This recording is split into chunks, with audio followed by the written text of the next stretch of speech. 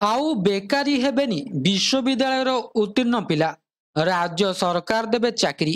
तेबे कौन रही संपूर्ण अपडेट आसतु जानिबा।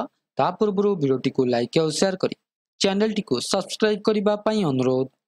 दूर हेब बेकारी समस्या। एणिकी विश्वविद्यालय उत्तीर्ण होतिबा छात्र छात्री को मिलिबो नियुक्ति सुजोग।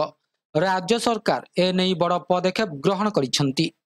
उच्च शिक्षा विभाग बहु कंपानी सह बुझाणा पत्र स्वाक्षर होईछि। एही कंपानी गुड़िक हेले नेशनल स्टॉक एक्सचेंज, कोलकातार board of practical training, Mumbai BFSI sector scale counselling of India और बजाज फाइनेंस। तेबे छात्र छात्री को मिलिबो इंटर्नशिप सुजोग।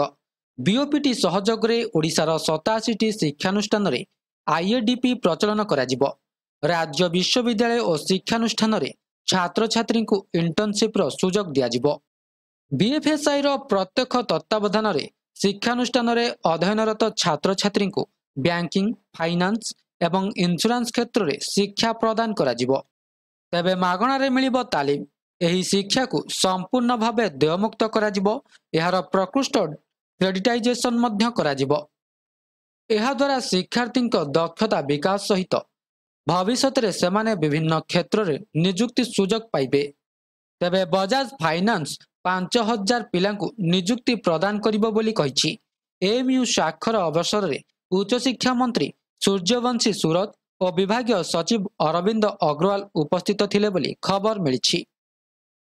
तेबे यह थिला संपूर्ण अपडेट टी। वीडियोटी भल लागिथिले वीडियोटी को लाइक करंतु, शेयर करंतु एवं चैनल टी को सब्सक्राइब करबा को भूलंतु नाही। वीडियोटी को शेष पर्यंत देखिथिबारु आपनको बहुत बहुत धन्यवाद।